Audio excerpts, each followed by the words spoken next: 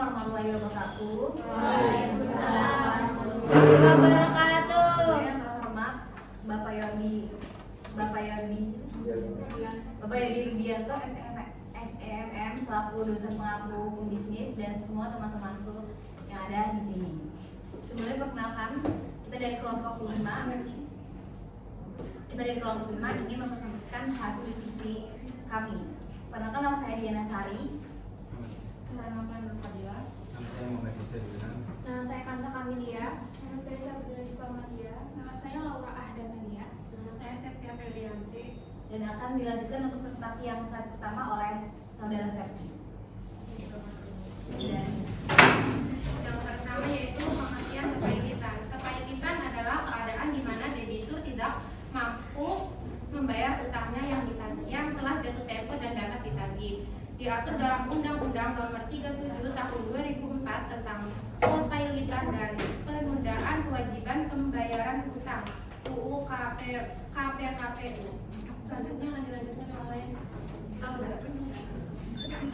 Selanjutnya saya akan menjelaskan mengenai tujuan hukum kepailitan. Yang pertama itu tujuannya ada melindungi hak kreditor. Hukum kepailitan bertujuan untuk melindungi hak kreditor agar mereka mendapatkan pelunasan utang seadil mungkin dari debitur yang tidak mampu membayar.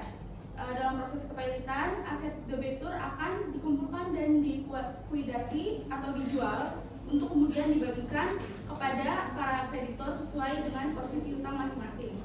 Perlindungan terhadap kreditor ini penting karena mencegah tindakan sepihak, yakni kepailitan mencegah kreditor yang lebih kuat untuk mengambil seluruh aset debitur dan mengabaikan kreditor lainnya. Yang kedua itu mencegah tindakan curang dari debitur. Hukum kepailitan juga bertujuan untuk mencegah tindakan curang yang mungkin dilakukan oleh debitur yang tidak mampu membayar utangnya.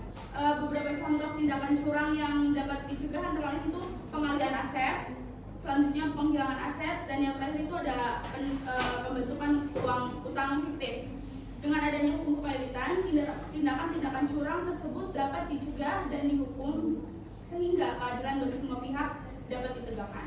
Yang terakhir itu ada memberikan kesempatan restrukturisasi utang bagi debitur, yaitu selain melindungi kreditor, hukum kepailitan juga memberikan kesempatan kepada debitur untuk melakukan restrukturisasi utang. Restrukturisasi utang itu merupakan upaya untuk menata kembali utang debitur agar ia mampu membayarnya kembali. Berikut ada manfaat restrukturisasi utang bagi debitur antara lain yaitu yang pertama menghindari likuidasi aset, yang kedua ada mempertahankan kelangsungan usaha, yang ketiga ada memperbaiki kondisi keuangan. Hukum kepailitan di Indonesia diatur dalam Undang-Undang Nomor 37 Tahun 2004 tentang kepailitan dan penundaan kewajiban pembayaran utang. Undang-undang ini bertujuan untuk menciptakan sistem kepailitan yang adil, transparan, dan efisien, serta memberikan perlindungan hukum bagi semua pihak yang terlibat. Terima kasih.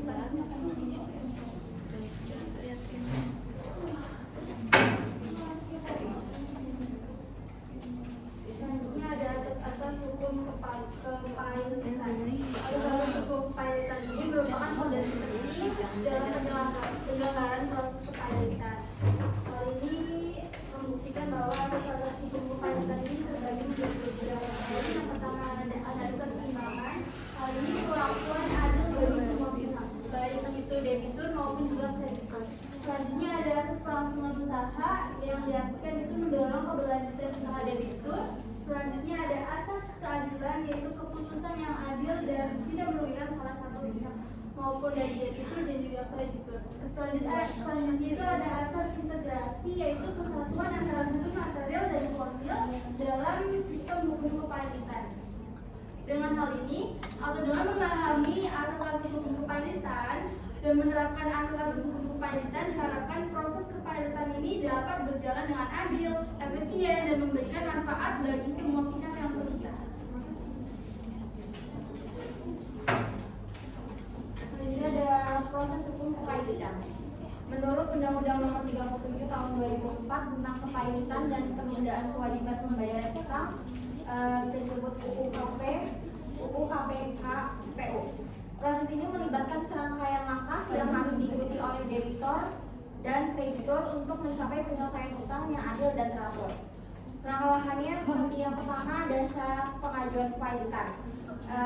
Beberapa syarat yang harus dipenuhi sesuai dengan pasal 2 UU KPKPU, yaitu yang pertama adanya utang, yang kedua jumlah kreditur, yang ketiga keadaan insolvensi, yang kedua yaitu prosedur pengajuan kepailitan. Proses pengajuan kepailitan dimulai dengan langkah-langkah seperti pengajuan permohonan, pendaftaran permohonan, penetapan hari sidang, yang terakhir sidang pemeriksaan. Yang ketiga ada keputusan pengadilan. Setelah melalui proses pemeriksaan, pengadilan akan mengeluarkan putusan mengenai kepailitan. Jika permohonan dikabulkan, maka pengadilan akan mengeluarkan keputusan resmi yang menyatakan bahwa debitor pailit. Selanjutnya pengadilan akan menunjuk seorang kurator yang bertanggung jawab untuk mengelola aset-aset debitor pailit dan memastikan bahwa proses likuidasi dilakukan dengan adil dan transparan. Yang keempat itu ada proses likuidasi, yaitu pernyataan pailit yang dikeluarkan. Kurator akan mulai mengelola harta kekayaan debitor untuk proses likuidasi. Yang hal-hal yang dilakukan oleh kurator yaitu inventarisasi aset, penjualan aset, dan pembagian hasil likuidasi. Yang terakhir ada kelima, penundaan kewajiban pembayaran utang PKPU. UU KPKPU juga menyediakan mekanisme penundaan kewajiban pembayaran utang PKPU, memberikan kesempatan kepada debitor untuk menunda kewajibannya selama periode tertentu guna menyesuaikan rencana restrukturisasi utang. Selanjutnya ada akibat hukum dari kepailitan. Akibatnya yaitu yang pertama kehilangan hak menguasai dan mengurus harta kekayaan, yang kedua pengalihan hak dan kewajiban kepada kurator, yang ketiga itu ada dampak terhadap hubungan hukum dengan kreditur, yang keempat pembatalan perbuatan hukum sebelum pernyataan pailit, yang kelima implikasi pidana. Selanjutnya akan dibacakan oleh saudari. Ya, Ini ada definisi dan klasifikasi. Gimana definisi dan klasifikasi usaha mikro, kecil, dan menengah atau yang disebut dengan UMKM secara pentingnya dalam perekonomian Indonesia. UMKM tidak hanya berperan dalam menciptakan lapangan kerja, tetapi juga dalam meningkatkan pendapatan masyarakat dan mendorong pertumbuhan ekonomi nasional. Dimana dalam bab ini akan dibahas secara rinci untuk mengenai definisi UMKM sendiri. UMKM sendiri di Indonesia ada dalam Undang-Undang di nomor 20 tahun 2008 tentang usaha mikro. Di mana usaha mikro yaitu usaha yang dimiliki oleh perorangan atau badan usaha perorangan dengan kriteria sebagai berikut: memiliki aset maksimal 50 juta, tidak termasuk tanah dan bangunan tempat usaha. Jadi itu belum termasuk sama bangunan usaha dan tanahnya emang terpisah, itu belum tentu. Dan hasil penjualan tahunan tidak lebih dari 300 juta. Di mana ada usaha kecil dilakukan oleh individu atau badan usaha dengan kriterianya yaitu antara 50 juta sampai dengan 500 juta. Hasil penjualan tahunan antara 300 sampai dengan 2,5 miliar. Di mana ada usaha menengah, usaha yang memiliki kriteria sebagai berikut, yaitu antara memiliki 500 juta hingga 100 miliar dan hasil penjualan tahunannya 2,5 miliar sampai dengan 50 miliar. Dan lanjut ada klasifikasi UMKM. Klasifikasi UMKM tidak hanya didasari pada kriteria modal dan hasil penjualannya saja, tetapi juga mempertimbangkan karakteristik lainnya yang membedakan mereka dari perusahaan besar. Di sini ada usaha mikro sendiri biasa dijalankan oleh individu, biasa pedagang kaki lima, warung makan kecil, dan usaha rumahan. Di mana ada usaha kecil sebagai contohnya usaha toko retail kecil, bengkel otomotif, dan usaha kerajinan tangan. Di mana ada peran UKM dalam perekonomian, yaitu UKM tidak hanya mengkontribusi terhadap pertumbuhan ekonomi nasional, tetapi juga memainkan peran krusial dalam menciptakan lapangan kerja, meningkatkan kesejahteraan masyarakat, dan meningkatkan stabilitas ekonomi. Di mana kontribusi terhadap PDB menunjukkan bahwa sektor ini memiliki dampak signifikan terhadap pertumbuhan ekonomi nasional dengan produksi barang dan jasa yang dibutuhkan oleh masyarakat. Dan di sini ada peningkatan pendapatan melalui penciptaan lapangan kerja dan peluang usaha. UMKM membantu meningkatkan pendapatan masyarakat dengan pendapatan yang lebih baik. Kualitas hidup masyarakat juga meningkat, yang pada giliran berkontribusi pada pengurangan kemiskinan. Di mana pemberdayaan masyarakat, UMKM sering sekali melibatkan anggota komunitas lokal dalam proses produksi dan distribusi. Ini tidak hanya memberikan pekerjaan tetapi juga memberdayakan masyarakat untuk berpartisipasi aktif dalam ekonomi lokal. Terima kasih. Ini akan dijelaskan oleh rekan saya, Sarah Kisadu. Dampak kepailitan terhadap UMKM. Yang pertama ada risiko kepailitan. Yang pertama kehilangan hak penguasa dan aset. Yang kedua penutupan usaha dan pemutusan hubungan kerja. Yang ketiga dampak psikologis bagi pemilik dan karyawan.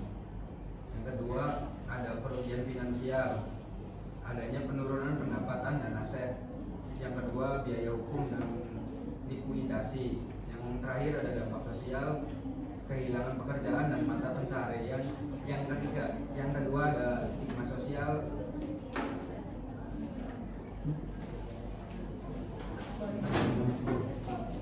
Strategi menghadapi risiko kepailitan. Manajemen keuangan. Buat anggaran dan acak pengeluaran. Kelola arus secara efektif, pantau kesehatan keuangan secara berkala. Yang kedua, pemahaman regulasi. Memahami hak dan kewajiban dalam KPU, cari bantuan hukum jika diperlukan. 3. Strategi bisnis.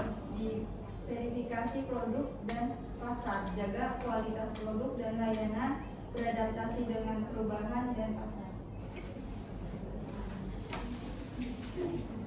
Di sini aku ingin menggantikan peran teman saya yang tidak berangkat hari ini.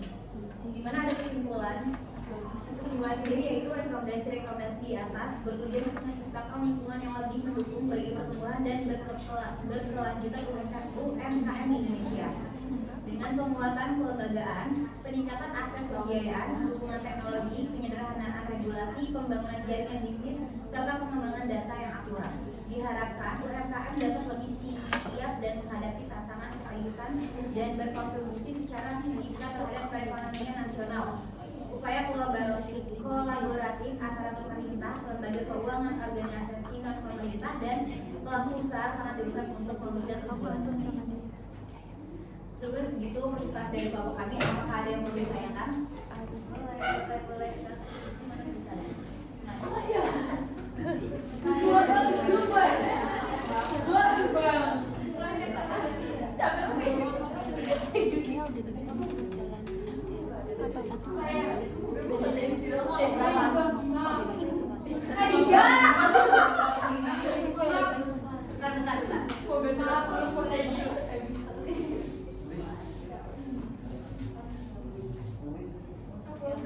Oke, perkenalkan nama saya Renawati, NPM 12200293. Pertanyaannya itu, bagaimana diversifikasi produk pasar dapat mengurangi risiko kepailitan dalam UMKM? Terima kasih. Perkenalkan, nama saya Fatmawati dari kelompok 4 NPM 12202015. Pertanyaannya yaitu bagaimana perbedaan peran kurator dalam proses kepailitan dibandingkan fungsi pengadilan niaga? Oke, terima kasih. Ada apa lagi yang mau bertanya? Boleh. Boleh, Penny, boleh. Ya, boleh. Perkenalkan, nama saya Penny Nusubah dengan IPM 12200201115. Pertanyaannya, mengapa memahami regulasi seperti UU KPU penting bagi pelaku UMKM, khususnya dalam konteks resiko kepailitan?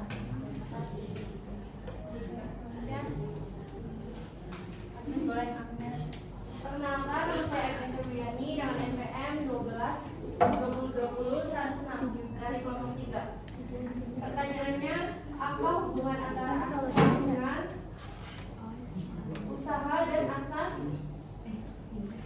keseimbangan dalam hukum kepailitan? Terima kasih. Ada lagi yang mau bertanya? Saya bentar dulu.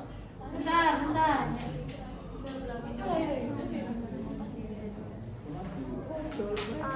Oke, pertanyaannya, apa sih konsekuensi hukum dari pernyataan pilot terhadap aset debitur dan gimana hal ini mempengaruhi kreditor? Oke, terima kasih. Saya mungkin udah cukup ya. Terima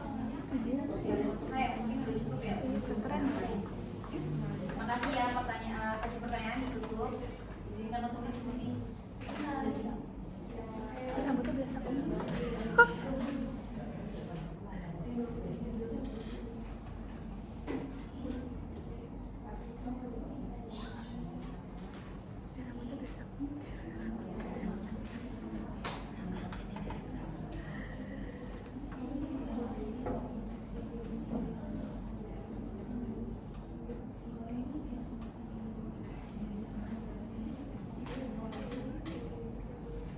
Atau tadi kalau berapa? 4 ya?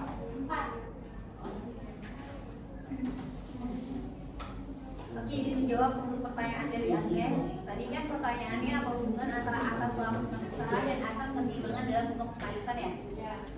Menjawab ya Agnes. Jadi di asas kelangsungan ini, usaha itu bertujuan untuk mendorong keberlanjutan usaha debitur meskipun dalam kondisi pilot.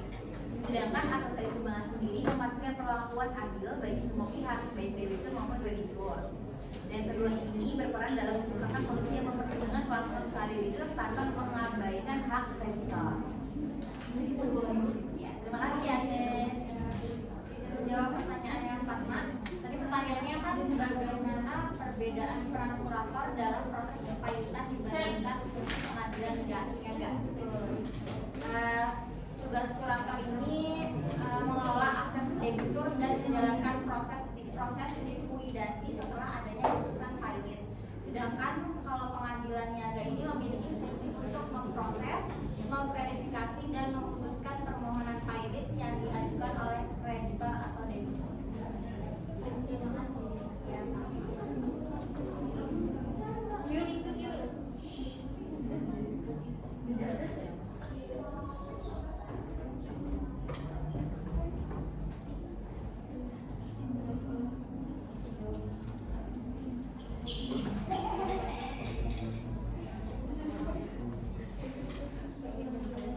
Saya ingin menjawab pertanyaan Rahma, yaitu bagaimana diversifikasi produk dan pasar dapat mengurangi risiko kepailitan bagi UMKM.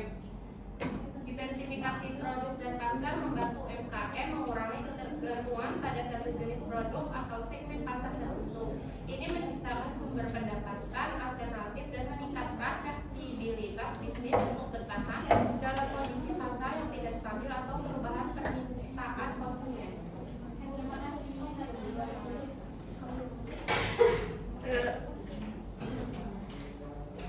Saya ingin menjawab pertanyaan dari kelompok 2. Pertanyaannya, apa konsekuensi hukum dari pernyataan pilot terhadap aset debitur dan bagaimana hal ini mempengaruhi kreditor? Setelah pernyataan pilot, aset debitur itu berada di bawah sisa umum yang dikelola oleh kurator. Konsekuensinya itu aset ini akan digunakan untuk melunasi hutang kepada kreditur sesuai urutan prioritas yang diatur dalam hukum. Kreditor dengan hak istimewa akan mendapatkan pembayaran lebih dulu dibandingkan kreditor biasa. Oke, ya terima kasih. Selanjutnya saya akan menjawab pertanyaan dari Penny. Itu pertanyaannya, mengapa memahami regulasi seperti UU KPKPU penting bagi pelaku UMKM khususnya dalam konteks risiko kepailitan ya? Itu jawabannya, memahami regulasi UU KPKPU memungkinkan pelaku UMKM untuk mengetahui hak dan kewajibannya, sehingga mereka dapat memanfaatkan mekanisme hukum untuk melindungi usaha mereka, menghindari tindakan curang atau melakukan restrukturisasi hutang secara legal.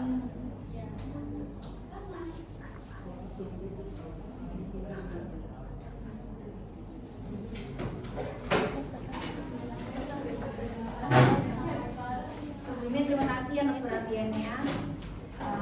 Bila ada salah mohon dimaafkan. kurang lebih dari kelompok kami sekian. Wabillahi taufiq wal hidayah. Wassalamualaikum warahmatullahi wabarakatuh.